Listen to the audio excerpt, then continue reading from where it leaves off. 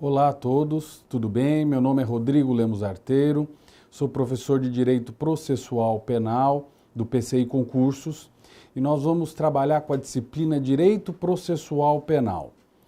Eu sou mestre em Direito Processual Penal, sou professor também dessa disciplina em outros cursos de Direito e nós teremos então essa oportunidade de discutir essa matéria para você que está se preparando para o concurso público que envolve a matéria Direito Processual Penal. Nós vamos analisar os principais tópicos de todo o programa e hoje nós já vamos iniciar estudando o conceito, a natureza dessa disciplina chamada Direito Processual Penal.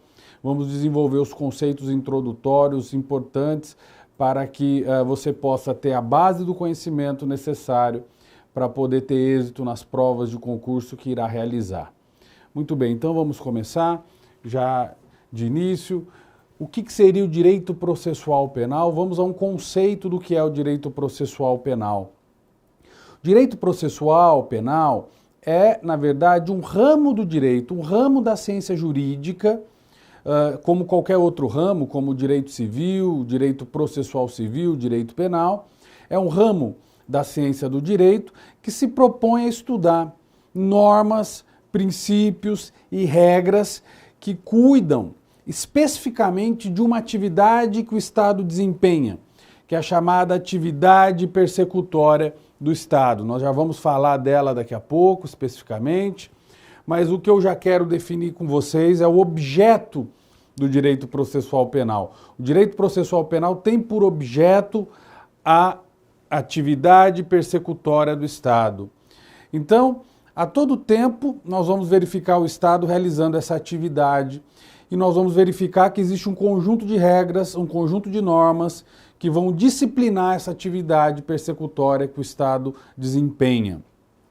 E já definindo então esse objeto, o que seria essa atividade persecutória que o Estado desempenha? Que depois, mais à frente, nós vamos começar a chamar de persecução penal. Eu vou desenvolver as fases dessa persecução penal, mas desde já nós vamos definir que o objeto da disciplina de Direito Processual Penal é a atividade persecutória do Estado. Bom, o que significa essa atividade? Essa atividade persecutória que o Estado desenvolve é a atividade utilizada para desenvolver, para buscar desvendar a prática de crimes. Sempre que um cidadão, sempre que um indivíduo pratica um fato típico, sempre que ele pratica um crime, melhor dizendo, o Estado vai se movimentar, vai realizar uma série de atos para se buscar apurar esse fato criminoso, para se buscar ter informações de como que esse delito ocorreu, quais as pessoas que estão envolvidas, quais as provas que estão relacionadas com esse fato. Então, essa é a atividade persecutória do Estado. Essa atividade persecutória do Estado é que é o objeto de estudo do direito processual penal. O direito processual penal, então, vai levar em conta o caráter científico dessa atividade. Vai buscar regrar, disciplinar, criar jurisprudências, estabelecer princípios gerais sobre essa atividade persecutória do Estado. Muito bem. Dito isso, então, qual que seria a finalidade dessa atividade persecutória? Vamos agora à finalidade. Já definimos o objeto do direito processual penal, agora vamos à finalidade. E aí nós vamos incrementando o conceito na medida em que vamos falar de finalidade. Eu disse para vocês o conceito do direito processual penal, que é estudar as regras e princípios jurídicos que disciplinam a atividade persecutória do Estado. Mas para quê? Qual o fim último dessa ciência processual? E aí a finalidade é bem simples. A finalidade aqui do direito processual penal é permitir, propiciar a aplicação do direito penal. Do direito penal nos fatos da vida, naqueles crimes que aconteceram. Gente, o direito penal não é um direito autoaplicável. O direito penal é um direito de coação indireta, é um ramo do direito de coação indireta, que depende do direito processual penal para acontecer na vida das pessoas. Ou seja, o direito penal regra uma série de crimes, uma série de tipos penais: homicídio, roubo, furto, estelionato, estupro. Só que esses crimes todos, eles não são autoaplicáveis. Se o indivíduo pratica um crime, automaticamente ele não vai ser preso. Ele depende do direito processual para que o direito penal possa ser aplicado. O direito penal é um direito de coação indireta, ele não é autoaplicável, ele depende, portanto, de um debate, de uma discussão que é travada no âmbito do direito processual penal. E vejam vocês, então, que o direito processual penal, eu posso usar uma palavra importante aqui, ele é instrumental. Ele é instrumento. Ele é instrumento para a aplicação do direito penal. Ele é instrumental. Sem o direito processual penal, nós não temos como aplicar o direito penal. O direito penal depende do direito processual penal para que ele possa acontecer na vida das pessoas, para que ele possa se materializar. Então essa atividade persecutória do Estado que a gente acabou de dizer, que é o objeto de estudo do direito processual penal, essa atividade persecutória aqui, vai se propor a ativar a aplicação do direito penal, vai se propor a expor o direito penal no caso concreto, tá bem? Muito bem. Agora que nós falamos da atividade persecutória, vamos então à própria persecução penal. A própria persecução penal, né, ela vai ensejar todas as atividades que porventura podem acontecer no processo penal. Então ela tem duas fases, a persecução penal, né? Essa atividade persecutória do Estado ativa a persecução penal, movimenta a persecução penal. E a persecução penal, então, tem duas fases, basicamente. A primeira fase, chamada de fase investigatória ou inquisitiva. E a segunda fase é a fase judicial ou contraditória. Então você tem a fase investigatória e a fase judicial. A fase investigatória, que é inquisitorial, mais para frente nós vamos explicar o que significa algo inquisitorial. E nós temos a fase judicial, que é também chamada de fase contraditória, em que é feito efetivamente o debate. Então vamos lá. O direito processual penal vai abarcar a persecução penal como um todo, envolvendo a fase investigatória, envolvendo a fase judicial. Essa primeira fase, que é a fase investigatória, é a fase presidida pelo delegado de polícia, por meio de um inquérito policial, em que se reúnem provas, elementos do crime, e depois a fase judicial, que é a fase da ação penal, quando o indivíduo ele é processado, ele vai responder a um processo criminal, no curso da ação penal. Então nós temos aí a fase judicial, em que vão ser discutidas as provas, as teses acusatórias, as teses defensivas, e a persecução penal como um todo, envolvendo tanto a fase investigatória quanto a fase judicial, se propõe a solucionar o que nós chamamos de lide penal. Então vamos agora ao conceito de lide penal. O que é a lide penal? A lide penal, que eu vou expor para vocês, ela vem de um conceito de um dos grandes juristas, um dos maiores juristas que nós temos na história do direito, chamado Francesco Carnelucci. E o Francesco Carnelucci nos traz o conceito de lide, antes de ser lide penal, o que é lide então? Então vamos lá, o que é lide? Segundo Carnelucci, lide é o conflito de interesses qualificado por uma pretensão resistida. Lide é um conflito de interesses qualificado por uma pretensão resistida. Muito bem. E o que seria a lide penal?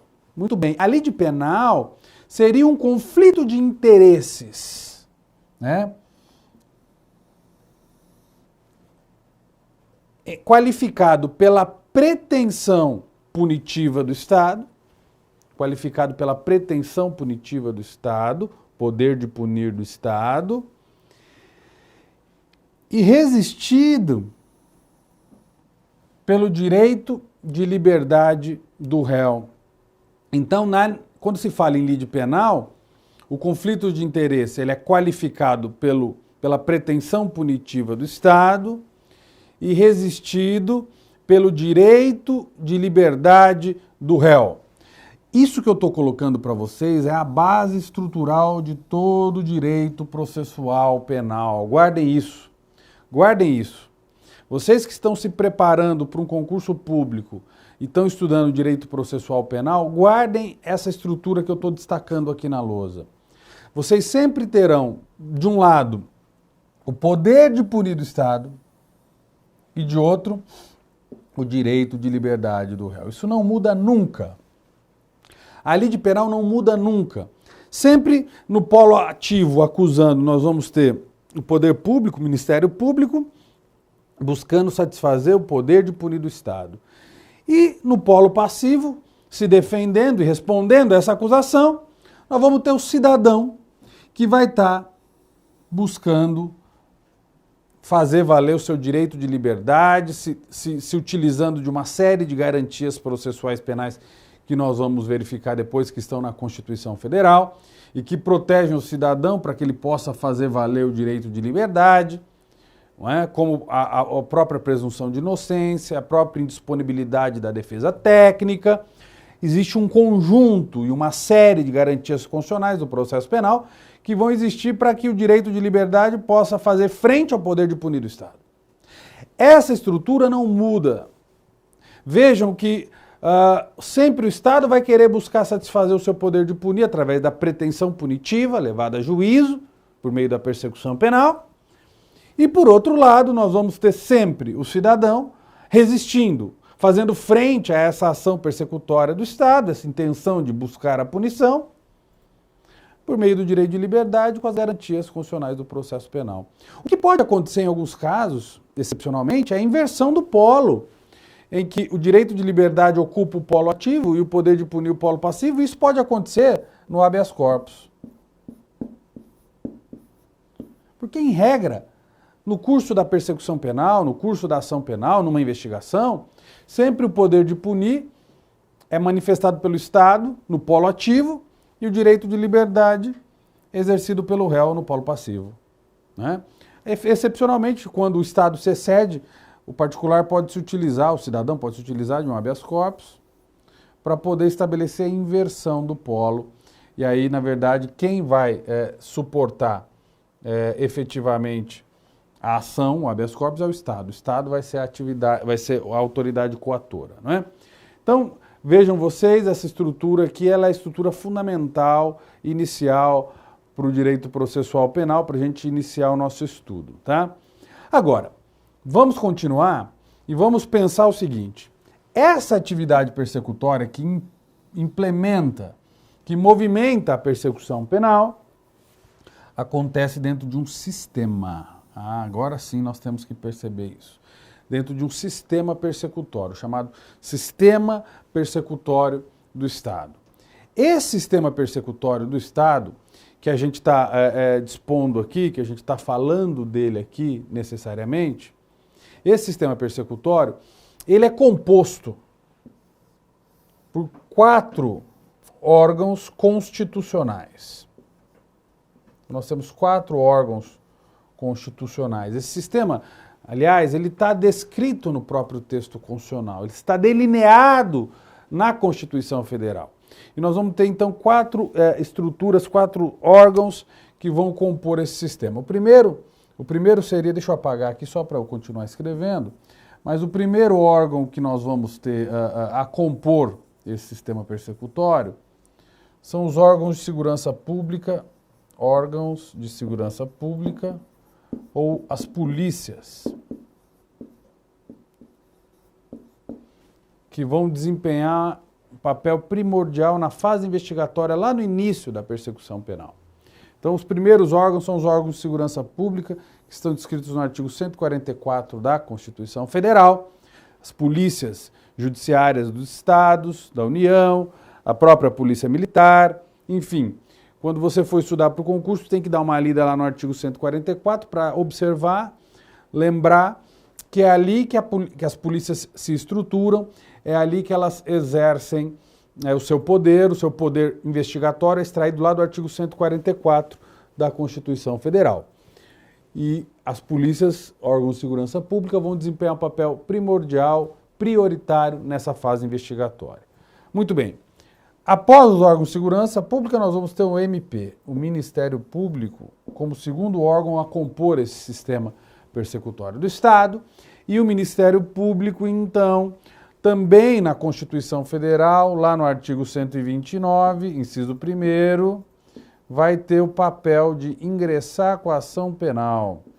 Cabe privativamente ao Ministério Público promover a ação penal. Então, o Ministério Público entra dentro do sistema persecutório, deflagrando a fase judicial, iniciando a ação penal, com base nos elementos escolhidos pela polícia na fase investigatória. E vejam que, em que pese o Ministério Público tem essa função primordial de deflagrar a fase judicial da ação penal, nada impede que o Ministério Público também possa investigar paralelamente à polícia na fase investigatória, e o Supremo já admite os poderes investigatórios do Ministério Público. Em alguns casos, o próprio Ministério Público também pode estabelecer atividade investigatória. Lá, no início da persecução penal, o MP pode abrir o seu próprio procedimento investigatório criminal. Tá? Então, órgão de segurança, Ministério Público. Qual que seria o terceiro órgão? Poder Judiciário. Poder Judiciário. É o pilar do sistema, inclusive, porque o Poder Judiciário é o guardião de direitos, não é isso? Então, o Poder Judiciário, aqui, por força do artigo 5º, 35 da Constituição Federal, famoso artigo 5º, gente, 35, quem vai prestar concurso tem que saber decor o artigo 5º, 35. A lei não excluirá da apreciação do Poder Judiciário lesão ou ameaça a direito, chamada cláusula de inafastabilidade da jurisdição. Então, o Poder Judiciário entra como eixo estrutural dentro desse sistema persecutório. É o próprio Poder Judiciário que, de alguma forma, vai supervisionar a fase investigatória, vai presidir a ação penal na fase judicial, vai instruir o processo e, ao final, vai julgar. Vai definir se deve satisfazer o poder de punir do Estado ou se deve priorizar o direito de liberdade do réu. Vejam que interessante essa estrutura, então. O Poder Judiciário é quem dará a última palavra dentro desse contexto todo. O Poder Judiciário que pode, inclusive, acompanhar a investigação desde o seu início, determinando medidas cautelares, determinando prisões, interceptações telefônicas, homologando acordos de colaboração premiada. Hoje em dia a gente tem visto muito isso na imprensa. Então o Judiciário vai estar sempre figurando dentro desse sistema persecutório. Tá? E por fim, o último órgão indispensável é a defesa. A participação do advogado dentro do sistema persecutório. A defesa, que aqui já defino com vocês, a defesa técnica, que é uma defesa feita por advogado, baseada em conhecimentos jurídicos, defesa esta que é indisponível. Repito, indisponível. A defesa é elemento obrigatório dentro do sistema persecutório para fazer frente a essa atividade persecutória do Estado. Então, qual que é o papel da defesa? Refrear a atividade persecutória do Estado em caráter obrigatório. Não há aqui que se perguntar se o investigado ou réu quer ou não se beneficiar da defesa.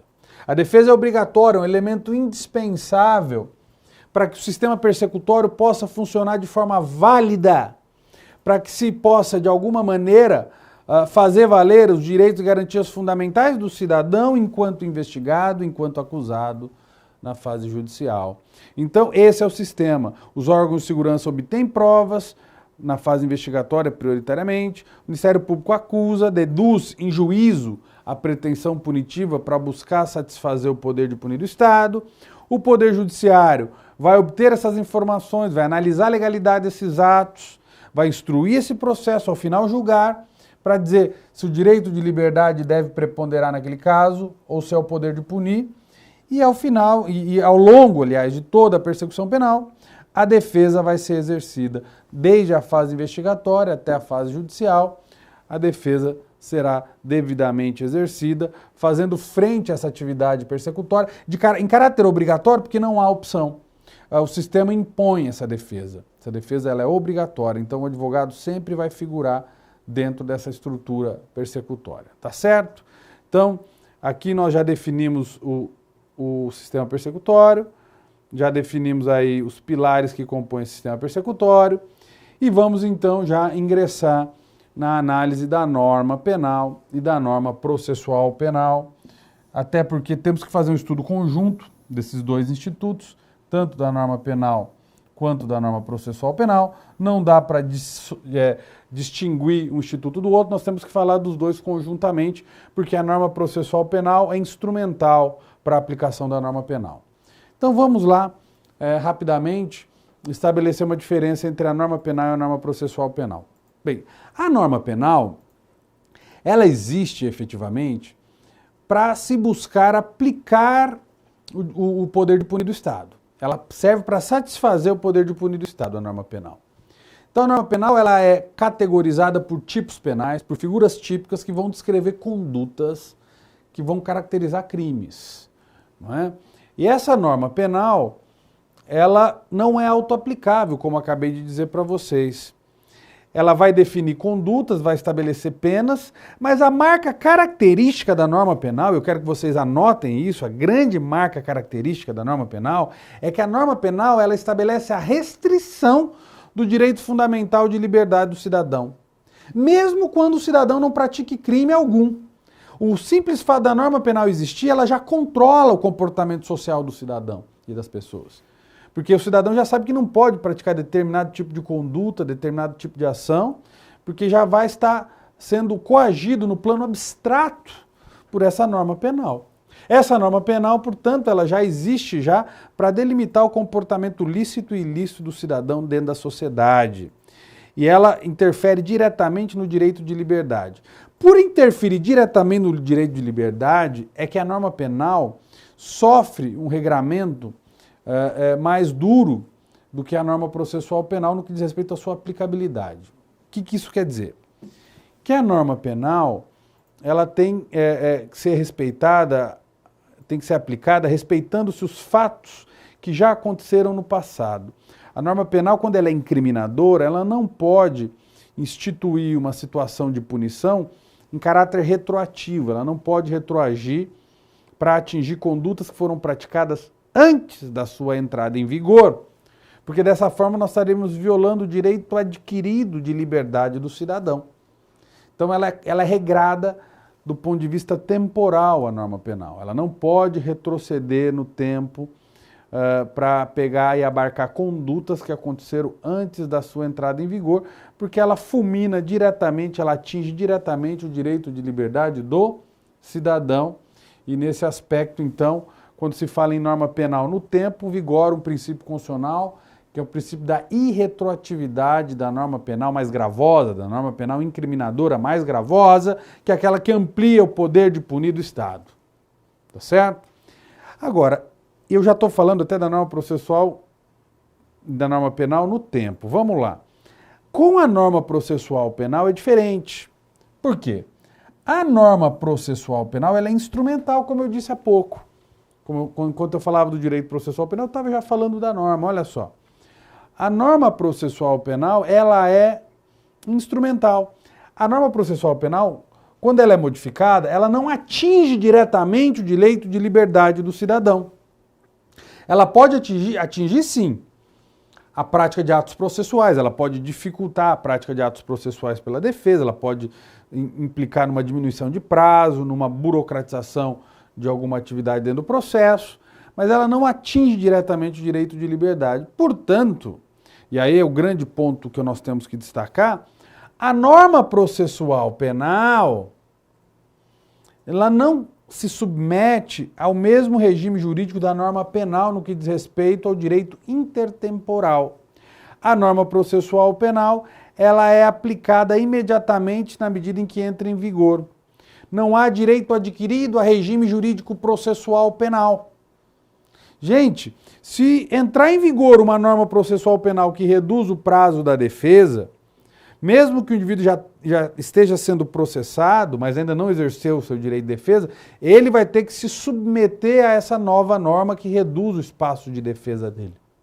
Por quê? Porque ela tem aplicabilidade imediata. E aí eu estou falando já direto do artigo 2º do Código de Processo Penal, princípio da aplicabilidade imediata da norma processual, ou princípio do tempus regit actum. Vou colocar aqui no cantinho. Tempus regit actum. O que quer dizer isso? O tempo rege o ato. Certo?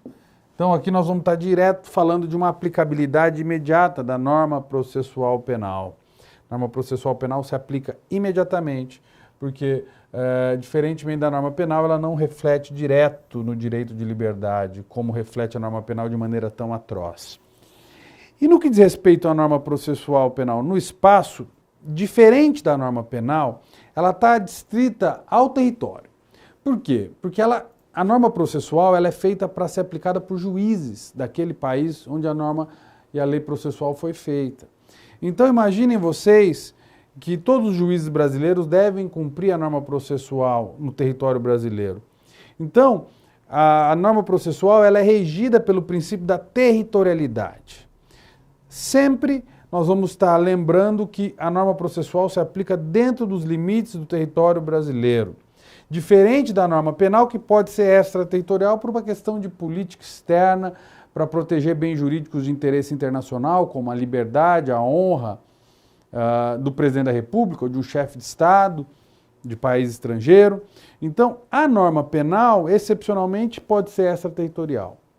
Agora, a norma processual penal, ela é regida pelo princípio da territorialidade, só se aplica dentro do Estado brasileiro, só que é uma territorialidade temperada. Por quê?